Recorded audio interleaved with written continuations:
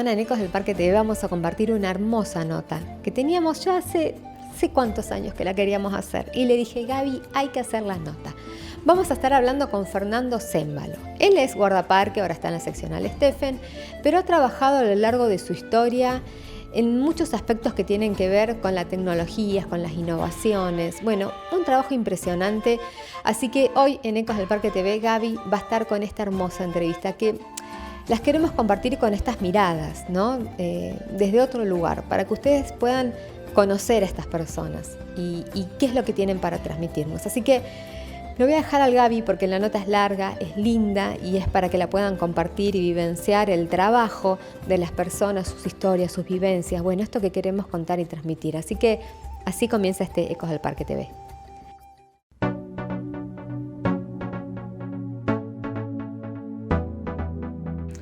Buenas tardes. Hoy tenemos una entrevista que hace rato que veníamos programando y postergando. Y aparte alguien muy, muy querido desde el corazón, un amigo. Nos conocemos hace mucho. Así que bueno, Fernando, preséntate, a ver, ¿cuál es tu nombre? Hola, buenas tardes. Para vos, Gaby, a la audiencia. Mi nombre es Fernando Cémbalo. Y bueno, trabajo en parques desde el año 97. ¿Cómo fue el ingreso? ¿Cómo entraste a Parques? O sea, ¿cuál fue tu primer trabajo en Parques? Bueno, yo ingresé en octubre del 97 como radiooperador del Parque Nacional Nahuel Huapi. De ahí, una vez que ingresé como radiooperador, en realidad brigadista, ¿sí? Hice todo el curso de brigadista, todos los exámenes. Estuve con la brigada unos 15 días, un mes. De ahí me pasaron como radiooperador y ahí fui haciendo diferentes tareas. ¿Cuántos años estuviste en lo que era la radio de Parques? Estuve varios años hasta que entré al curso de GA en el año 2004, me parece que era 2004, porque estuve como radiooperador, como encargado de la radioestación. Estuve encargado de todo el sistema de comunicaciones del Parque Nacional Nahuel Huapi. También hacía tareas administrativas y bueno, creo que fueron en total entre 7 a 8 años. Y después, o parte de esos 7 o 8 años, pasaste a la CLIF. La CLIF, para quien nos está viendo, nos escucha, es lo que se llamaba la Coordinación de Lucha contra Incendios Forestales, que después pasó a ser Dirección Nacional, es Dirección de Lucha contra Incendios Forestales y Emergencias hoy, pero bueno, en aquel momento Coordinación, que se crea, si no me equivoco, también más o menos por el año 97, 96. ¿En qué momento pasás vos a la CLIF? Bueno, en el 2003 fui convocado, bueno, yo tengo un perfil técnico, soy técnico en telecomunicaciones, además técnico superior universitario sería en telecomunicaciones también.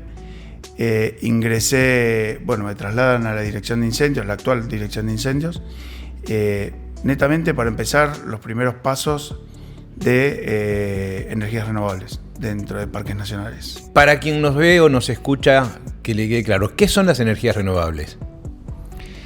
Bueno, las energías renovables es todo tipo de energía que no contamina al ambiente, que son amigables con el ambiente y que, bueno, que en el tiempo siguen perdurando. Por ejemplo, el viento es un recurso renovable, ¿sí? No como el petróleo, el gas u otras cosas que utilizamos habitualmente.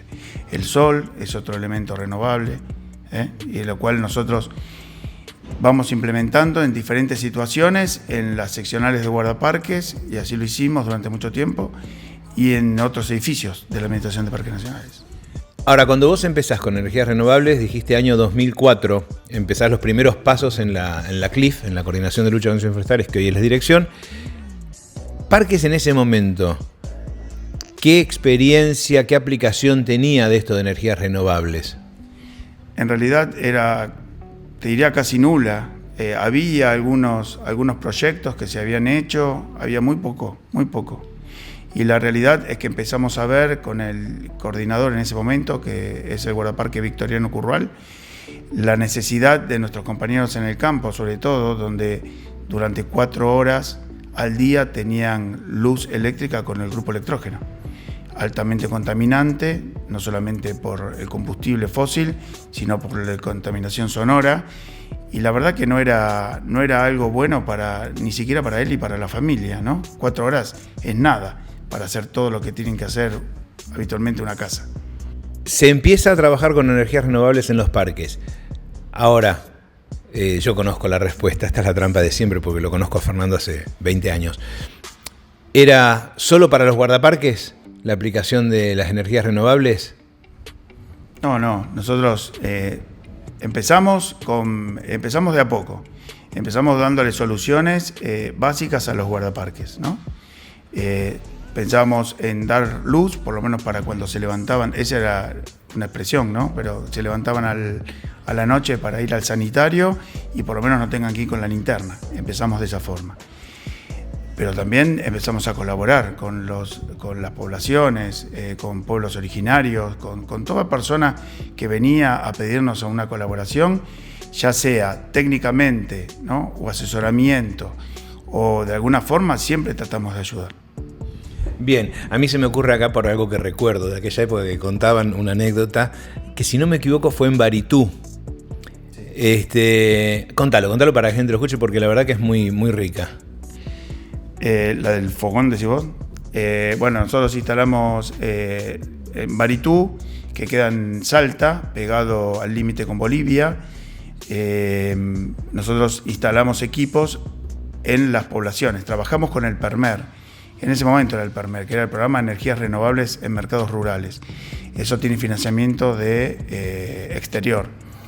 Nosotros hicimos todos los relevamientos en la gran cantidad de pobladores que había, ¿no? Pero básicamente cuando instalamos, y esta es tu pregunta y la anécdota, cuando instalamos en el destacamento del Lipeo, con equipamiento de parques para el destacamento, en ese momento el que era intendente dijo que si podíamos darle luz al poblador que estaba ahí atrás del destacamento, que era una persona que colaboraba mucho con Parques Nacionales. Y de eso nos hicimos cargo y lo hicimos. Fue un antes y un después, por eso de ahí también a nosotros nos hizo un cambio en el pensamiento. Y sabemos que todo esto tiene que estar acompañado con una educación.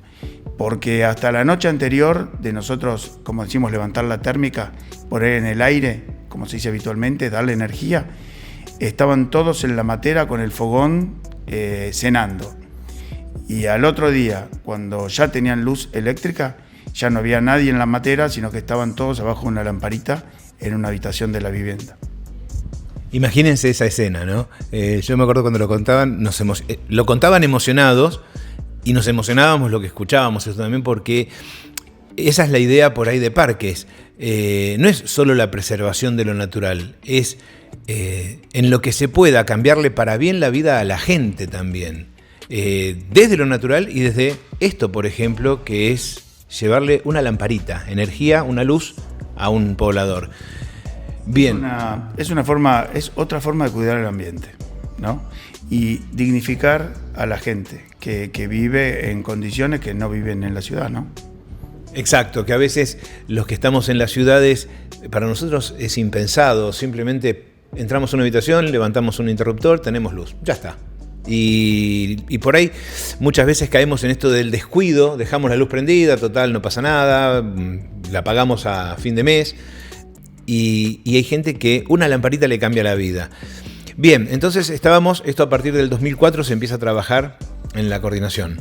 Se empieza a trabajar en lo más básico, como te decía anteriormente, y después, bueno, con el tiempo fuimos implementando nuevas tecnologías, pensando diferente, ya empezamos a trabajar para que tengan casi las mismas condiciones energéticas, ¿no?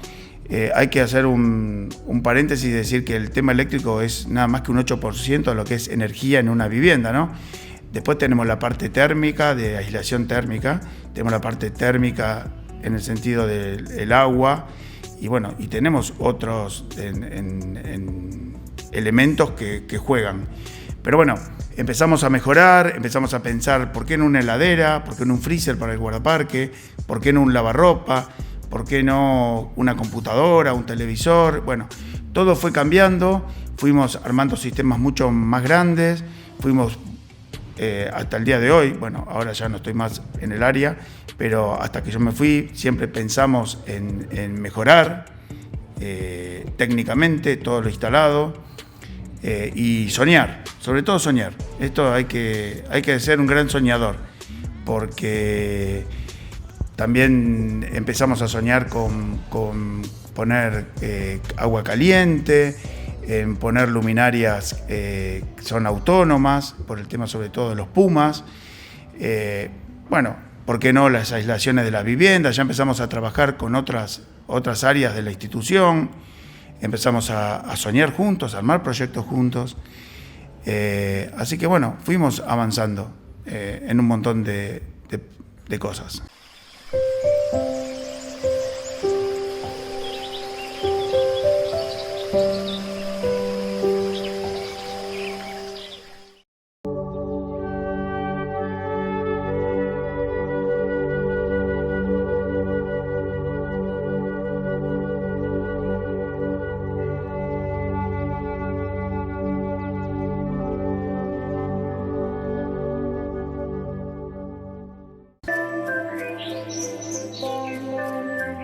Y hay un punto que se nos está pasando por alto, porque por ahí para quien escucha es, le ponían unos paneles y la gente ya tenía luz.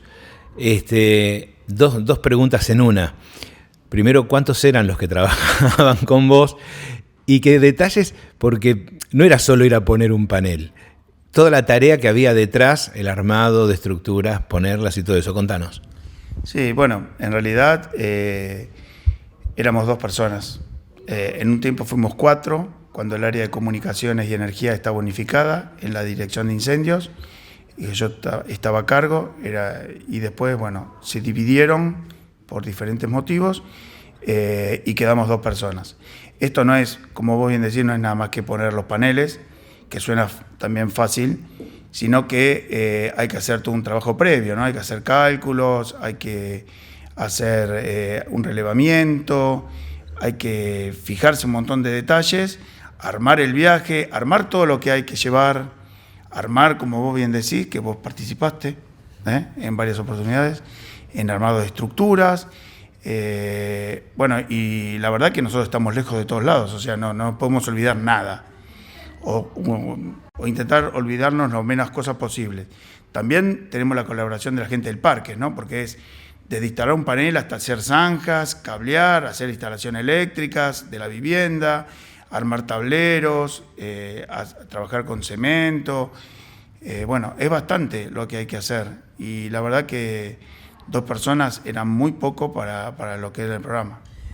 Y aparte de hacerlo como de lugar. Yo recuerdo, por lo que decía recién Fernando, que alguna vez colaboré en un viaje a Reserva Formosa.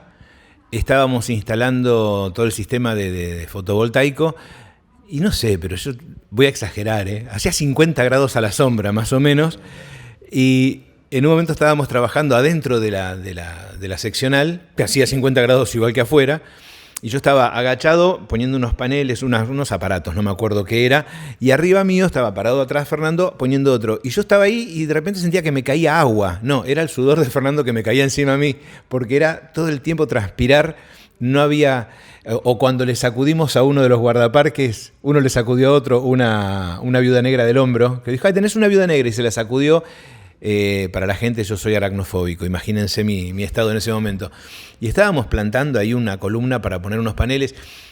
Y acá no había cuestiones de no, yo soy el jefe, no, Fernando trabajaba igual que el resto, y aparte era en el camioncito Isuzu de la Cliff, viajar hasta Formosa, casi sin dormir, era interesante. Sí, datos o anécdotas de ese tipo, tengo dos que se me vienen a la mente en este momento. Una, en junio, estar instalando paneles solares en glaciares. Y tratando que no se nos congele el cemento. La otra, tuve la suerte de viajar a la Isla de los Estados, también en junio, en carpa, nos mandaron en carpa a la Isla Observatorio, un proyecto, y también nos ha tocado nieve, así como vos contás del calor, también nos ha tocado nieve, porque la realidad es que los proyectos y los trabajos salen cuando salen. Y la verdad que nuestros compañeros siempre están esperando. Ahora, por lo menos, hasta que yo me fui, que fue en octubre del año pasado, el tema energético estaba bastante cubierto. Y en esto del soñar que yo hablaba, ya había soñado con los colectores que están, pero todavía faltan instalarlos. También pusimos, hay turbinas eólicas para instalar, hay mucho por hacer todavía. Ahora, hay mucho por hacer y también hay mucho hecho. Hoy más o menos, ¿qué cobertura hay o me refiero, qué aplicación o qué porcentaje de aplicación hay en cuanto a seccionales energía alternativa en parques nacionales? Mirá, yo ese dato no lo tengo presente en este momento, pero sí te puedo decir que tenemos casi todo cubierto. Los únicos parques que quedaron fuera de la cobertura de energías renovables, fotovoltaicas o eólicas, para electricidad, básicamente, son los que se crearon en estos últimos 2 años. Y así todo, ya estamos viendo la posibilidad de adquirir nuevos equipos para poder darle respuesta a estos nuevos parques.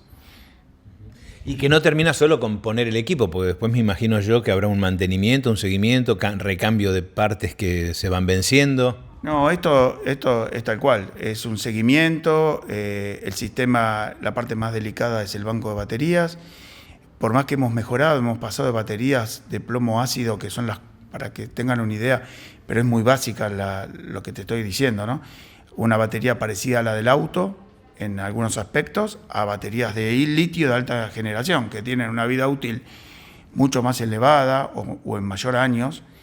Pero igual, nosotros lo monitoreamos todo por internet. Por suerte, casi todas las seccionales tienen internet, entonces lo venimos monitoreando desde nuestro centro de monitoreo, que es una computadora, ¿no? Tampoco es un gran centro, es una computadora que vamos viendo un montón de cosas. Y bueno, pero hay mucho por hacer, muchísimo, porque, vuelvo a decirte lo mismo, nos estamos limitando a lo urgente, que era que la gente apague su grupo electrógeno y tenga luz las 24 horas. Pero bueno, también tenemos que pensar en las aislaciones de las viviendas, en lo integral, en el techo, las ventanas, las puertas, el tipo de construcción, que escapa a mi capacidad, ¿no? Por eso llamamos a otras áreas de parques nacionales, como es la DENIN, que es la Dirección Nacional de Infraestructura, para trabajar con ellos, o conservación, que tiene una arquitecta que se llama Verónica Segura, que trabajábamos, vuelvo a decir lo mismo porque ya no estoy en el área, muy de cerca, ¿no? Entonces, siempre tratando de dar soluciones integrales. Y de hecho, un proyecto que ahora, esto que hablábamos, que no solamente nos limitábamos a parques nacionales, con Aves Argentinas, también tenemos un proyecto en Ancenusa de energías. O sea que es una institución totalmente, está ligada a la conservación también, pero es una institución diferente a la Administración de Parques Nacionales. Bien, y entonces, a ver, estábamos repasando ahora. En el 2004 haces el curso de guardaparque de apoyo, que después lo hemos visto en otro reportaje, esta explicación. Hoy es lo que somos, los que éramos guardaparque de apoyo, somos guardaparques de conservación territorial. Pero vos seguís trabajando en la del IFE, nunca con trabajo de guardaparque, digamos. Ahora, vos dijiste también que en octubre te fuiste. ¿Qué pasó ahí en octubre? Bueno, sí, es tal cual vos lo decís. En octubre, bueno, la verdad que busqué un cambio en mi vida y en mi vida familiar. dije voy a volver a las raíces de lo que es un guardaparque. Pedí el traslado a Nahuel Huapi, yo dependía de la Dirección de Incendios. Nahuel Huapi me aceptó y me destinaron a Lago Steffen. Por supuesto que con paneles solares instalados antes por mí, ¿no? Vale la pena contar que yo fui protagonista en un momento acompañándolo a Fernando cuando empezaron los primeros rudimentos de energías renovables en la seccional Steffen, con una microturbina que funcionaba, no funcionaba y volvía a funcionar y otra vez se rompía. ¿Cómo encontraste Steffen en cuanto a energías renovables? Bueno, es verdad lo que vos también decís, porque no solamente las energías renovables son paneles solares, ¿no? También tenemos, como dije antes, eólico, hidráulico, hay otros sistemas. En Steffen había una turbina hidráulica que habíamos armado en su momento, dejó de funcionar, bueno, no sé bien qué pasó. Pero bueno, por suerte, cuando yo llegué a Steffen el 1 de octubre del 2024, estaban todos los paneles puestos, estaba todo funcionando, el tema energético. Eso no lo montamos desde Parques, sino que nosotros trabajamos en la ingeniería de eso con una empresa y lo montó una empresa que trabaja con el PERMER. Ahora no me acuerdo, cambió de nombre el PERMER, pero lo nombré hace un rato, que era el Programa de Energías Renovables en Mercados Rurales.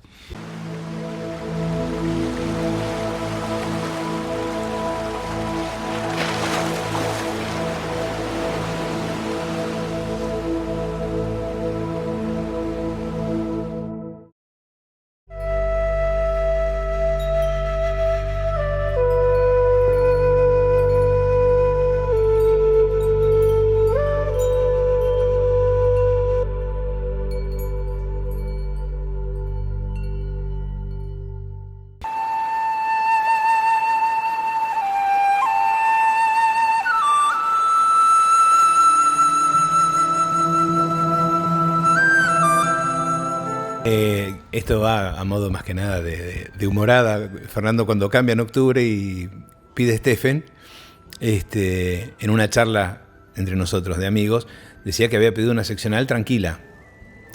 ¿Cómo fue la experiencia de tu llegada a Steffen y a los pocos par de meses? Sí. Lo que pasa con los incendios. La verdad que los primeros meses, hasta el 16 de diciembre, fue la tormenta de rayos. Yo estaba en el fondo del lago. La verdad que fue una experiencia increíble porque es un eterno aprendizaje, ¿no? Y a eso venimos a esta vida, ¿no? A aprender. Y la verdad que hay muchas cosas que fui aprendiendo, que tuve que volver a los libros, tuve que volver a buscar, muchos compañeros que me ayudan y me siguen ayudando y creo que me van a seguir ayudando. Así que fue genial. Con turismo y bueno, ya después el 25 de diciembre, que fue cuando apareció el primer humo, bueno, ahí ya todo cambió, ¿no? Fue muy intenso, hubo mucho humo, muchísimo humo. De hecho, tuve que pedirle a mi esposa que se vaya de Steffen y quedarme yo solo. Todos los días era una actividad diferente, ir a controlar, a hacer relevamiento, a informar, que había nuevos focos, que no había nuevos focos, que cambiaban de lugar, que avanzaban, que retrocedían, que algunos se apagaban. Bueno, fue intenso. Imagino que otra tarea también intensa, contener la ansiedad normal, entendible de quienes viven en el lugar, de los pobladores que quieren saber qué pasa con el fuego, viene para mi casa, no viene para mi casa. Sí, eso también fue un tema interesante también la pregunta, porque era un día a día, ¿no? ¿Qué nos va a pasar? Que el incendio, no vemos esto, no vemos lo otro. Bueno, los pobladores se fueron equipando, se fueron comprando motobombas. Igual la gente LICE estuvo bastante presente. Así que no, nada, era una contención mutua, ¿no? Porque a mí también me pasaba, ¿no? Me pasaba salir y ver a la noche las llamaradas en el bastión y decir, bueno, ¿cuándo se apagará esto, no? Como pensamos todos. Pero bueno, ya gracias a Dios, como vos bien dijiste, ya pasó.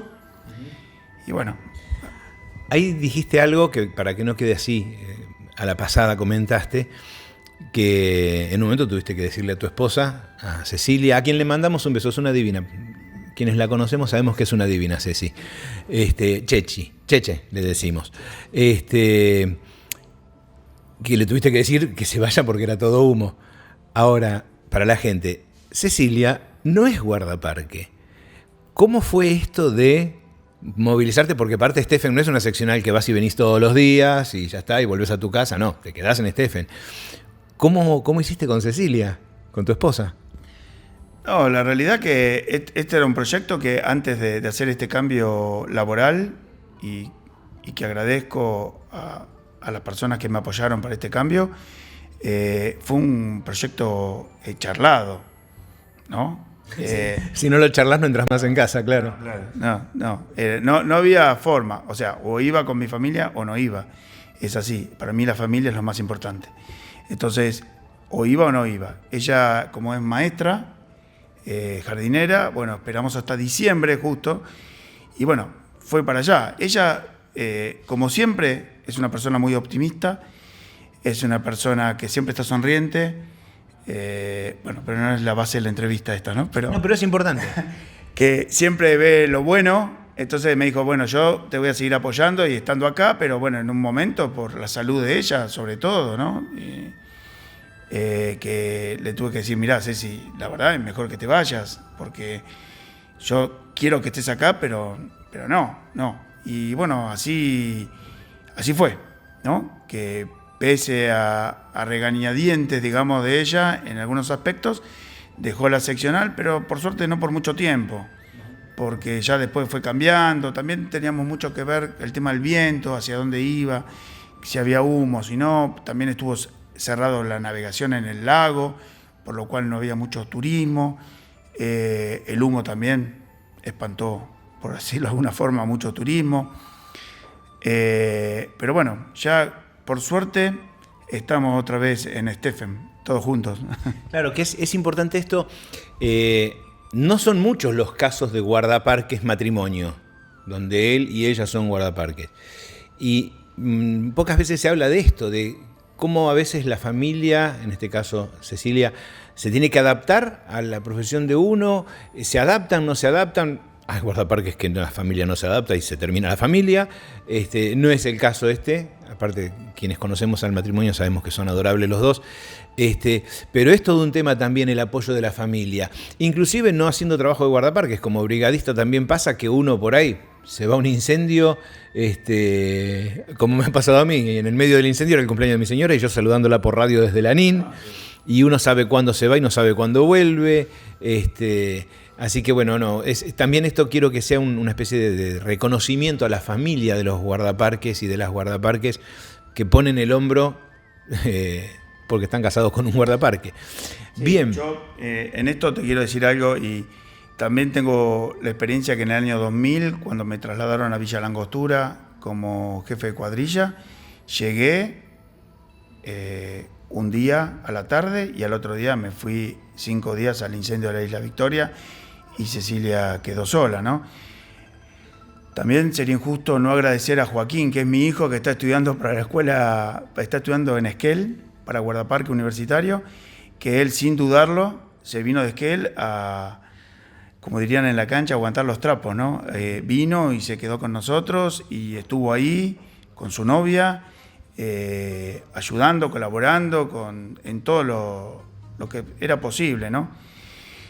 La incertidumbre fue grande, ¿no? Por suerte el incendio no fue como el de hace 2 años, que pasó cerca de las poblaciones, por lo menos en nuestro caso. Estaban medias alejadas. Pero bueno, el temor, la preocupación, siempre está. Bien, y contándonos del incendio, hace un rato decías que bueno, que el humo en cierta forma ahuyentó al turismo. Es un capítulo aparte. El trabajo con el turista, fuera de los incendios. El trabajo con el turista en las seccionales. ¿Qué es lo que te encontraste? Porque claro, vos venías del mundo de las energías renovables, vos llegabas, o sea, no porque fuera poca cosa, pero llegabas, ponían los paneles, instalabas, todo un laburo enorme, pero más allá de los obstáculos administrativos, por ahí no encontrabas. ¿Qué pasa con tu experiencia ahora trabajando con gente. Bueno, la verdad que tengo muy buena experiencia. Son contadas con la mano las situaciones complejas que he tenido en estos casi 6 meses que llevo en la seccional. Hay, como todo, hay turistas que entienden la prohibición de fuego, entienden que se tienen que llevar su basura, entienden que no pueden nadar en ciertos lugares, entienden que estaba cerrada la navegación. Y hay gente que no entiende y que te dicen, pero yo vine desde siempre a este lugar, ¿y por qué? Y yo lo voy a hacer igual porque siempre lo hice. Bueno, en realidad es una negociación constante, ¿no? Hay que buscar el equilibrio en la balanza, con las poblaciones, con los turistas y en la vida misma, ¿no? Con los perros, ese es un tema, que no se puede ingresar con perros.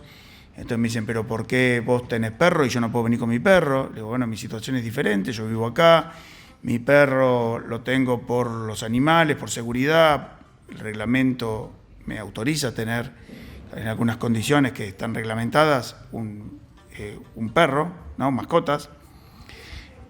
Bueno, en realidad no tuve grandes inconvenientes. Aparte tengo el apoyo ahí de mis compañeros de la zona, de Gendarmería, del Escuadrón 35 del Bolsón, que tiene su destacamento en Villegas, y la Policía de Villegas, que constantemente nos encontramos, lamentablemente, en los accidentes sobre la 40, o bajan a hacer control y vigilancia ellos también, ¿no? Y bueno, nada, pero la realidad que linda la experiencia.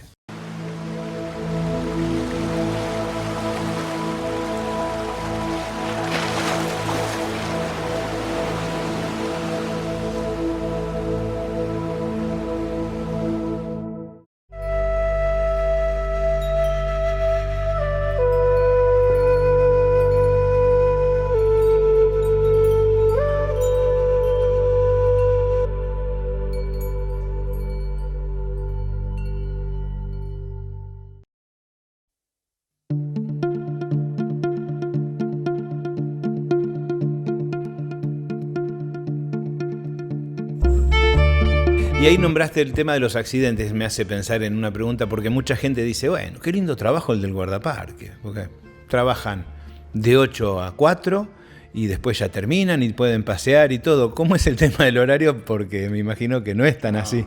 No, eso puede ser. Yo generalmente a las 8 ya doy mi ingreso laboral. Y a veces son las 10 de la noche y sigo trabajando, porque a veces a las 12 de la noche he tenido que salir a recorrer porque vi un fogón del otro lado con la lancha, reflectoreando el lago para no chocar ningún tipo de tronco ni nada.